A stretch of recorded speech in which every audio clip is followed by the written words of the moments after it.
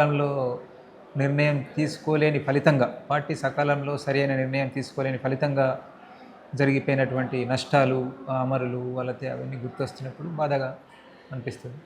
Party సకాలంలో నిర్ణయం తీసుకోలేకపోవడం means మీరు కూడా పార్టీయే కదా, పార్టీలో ఒక బాధ్యుడే కదా మీరు కూడా. భాగమయ్యే చెప్తున్నాను, నేను ఓన్ చేసుకుంటూనే చెప్తాను. ఎవరి మీద నేను పార్టీ అని చెప్పంటే నేను బయట ఉండి థర్డ్ పర్సన్ కాకుండా ఇంక్లూడ్ దాంట్లో ఉండే నాయకత్వ టీంలో భాగంగానే మేము ప్రయత్నం చేయాల్సి ఉండే అని చెప్పనేటువంటిది అంటున్నాం. కొంచెం తేడా ఉంటుంది. టీవీ పొలిటికల్ బ్యూరో నేను కొత్తగా సీసీలోకి వచ్చిన, సీసీలో పార్టీకి ఇప్పుడు నేను మీటింగ్లో కూర్చోలేదు. అయినప్పటికీ కూడా మా పార్టీలో మా అండర్స్టాండింగ్ సీసీ ఎస్జెడ్సీ వ్యూహాత్మక నిర్ణయాలు తీసుకునేటువంటి కమిటీలుగా ఉంటూ వస్తున్నాయి. కాబట్టి దాంట్లో భాగంగా మేము చర్చించడం కానీ, స్టడీ చేయడము, వర్క్ చేయడము, ప్రపోజల్స్ పెట్టడం, ఇట్లాంటి వర్క్ చేయాల్సినటువంటి అవసరం ఉంది. అట్లాంటి వాతావరణాన్ని క్రియేట్ చేయాల్సిన అవసరం ఉంది. అట్లా ఆ కాలంలో మేము ఆ భూమిక నిర్వహించలేకపోయినాము అనేటువంటి ఆ లిమిటేషన్ అనేటువంటిది గుర్తొస్తూ ఉంటుంది. చేయాల్సి ఉండగా చేయలేకపోయినాం, ఓన్ చేసుకుంటున్నాయి పార్టీ మొత్తం అనే. సో మీరు వాళ్ళ పొజిషన్లో ఉండి ఉంటే, అంటే మీరు మీ మీ మీ యొక్క పరపతి ఆర్ మీ ఇన్ఫ్లుయెన్స్ లిమిటెడ్ అని మీరు భావిస్తున్నారు. మీరు ఒకవేళ ఆ పొజిషన్లో ఉండుంటే ఇంతకంటే గొప్ప నిర్ణయాలు తీసుకొని ఉండి పార్టీని కాపాడుకునే వాళ్ళ ఆ సిచ్యువేషన్ ఉండేదా? అట్లా నేను వ్యక్తులు ఏమీ చేయలేరు, వ్యక్తులు ఏమీ నిర్ణయం తీసుకోలేరు. ఏదైనా కానీ కమిటీ పరంగానే నిర్ణయం జరగాల్సి ఉంటుంది. ఆ కమిటీలో ఉన్నటువంటి వాళ్ళు, ఇట్లాంటి ఆలోచనతో ఉన్నటువంటి వాళ్ళు, ఇట్లాంటి చర్చలు చేసినటువంటి వాళ్ళు కూడా ఉన్నారు అనేటువంటిది మీడియాతో మాట్లాడుతున్నప్పుడు మీరు కూడా వింటున్నారు. కాబట్టి నా భూమిక కూడా అట్లా ఉండేటువంటిది కావచ్చు. ఏదైనా కానీ కమిటీ మెజారిటీ నిర్ణయాలు, పార్టీ నిర్మాణ సూత్రం ఏదైతే ఉందో దానికి అనుగుణంగా నిర్ణయాలు జరగాల్సింది. అంతే తప్ప ప్రత్యేకంగా నేను ఇట్లా చేయగలిగేటువంటి వాడిని అనేటువంటి నేను అనుకోవడం లేదు. బయట ఉండి ఎస్జెడ్సీ మెంబర్గా ఉండి కూడా ఆ భూమిక నిర్వహించలేకపోయినా అనేటువంటిది అంటున్నా అంటే అక్కడ ఉంటే కూడా ఆ లిమిటేషన్ ఉండేదేమో, లేదా ఆ వాతావరణంలో కొన్ని ఎక్కువ విషయాలు అర్థమవుతాయి కాబట్టి ఇంకా ముఖ్య భూమిక నిర్వహించేవాడిను, తెలియదు.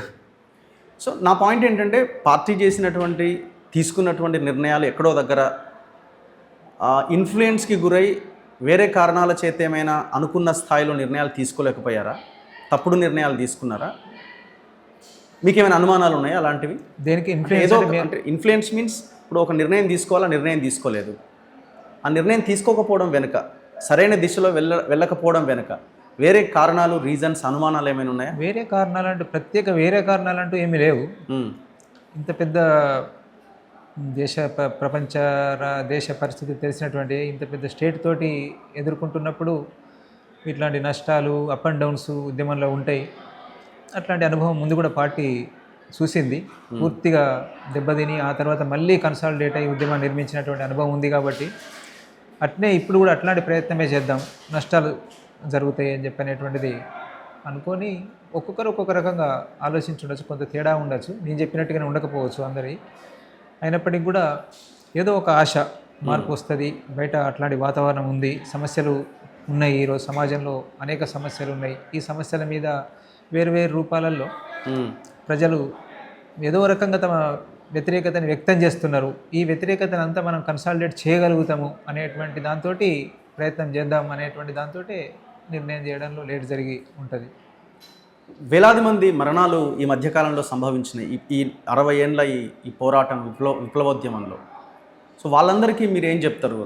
ఇప్పుడు వాళ్ళందరినీ ఒక రకంగా మోసం చేయడమే కదా ఇది, ఇప్పుడు వచ్చి మాట్లాడుతున్నారు అని చెప్పే వాళ్ళకి మీ సమాధానం?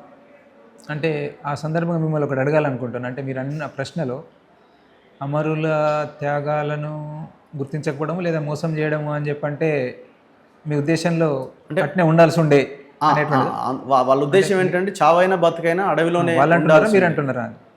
బయట వినిపిస్తున్నదని మీ ముందు పెడుతున్నాను. నేను అనట్లేదు, నేను స్టేట్మెంట్ ఇవ్వట్లేదు. అట్లా అనడం లేదు ఎవరు. చాలామంది నాకు అర్థమైనంత వరకు మెజారిటీ అర్థం చేసుకుంటున్నారు. ఓకే, ఏదైనా కానీ ప్రయత్నం జరుగుతున్నప్పుడు, ఒక మంచి ప్రయత్నం జరుగుతున్నప్పుడు, అది కూడా ఈ స్థితి ఒక బలమైనటువంటి రాజ్యంకు వ్యతిరేకంగా ఒక బలహీనమైనటువంటి శక్తి ఇట్లా చేస్తున్న క్రమంలో నష్టాలు అనివార్యమని తెలిసి మొదలైనటువంటిదే ఇది ఉద్యమము. త్యాగాలు ఉంటాయని చెప్పి తెలిసినటువంటిదే. దాంట్లో కొన్ని వైఫల్యాలు వెనుక అంటే కొంత బలహీనపడము, కొన్నిసార్లు ఓటమికి గురి కావడము అనేటువంటివి కూడా ఉంటుంది అనేటువంటి తెలిసినటువంటిదే. మేమేం అట్లా ఏదో మేము తప్పుడు నిర్ణయం తీసుకున్నాము, ఆ త్యాగాల కంటిన్యూటీ అనేటువంటిది రేపటి భవిష్యత్తుకు లింక్ ఉండదు అనేటువంటిది మేము అనుకున్నప్పుడు మేము ఓకే. ఇబ్బంది పడాం. ఈ రోజున్న స్థితిలో ఇట్లాంటి నిర్ణయం తీసుకోవడం కూడా అవసరము, సరి అయినటువంటిదే అనేటువంటిది నేను భావిస్తున్నాను.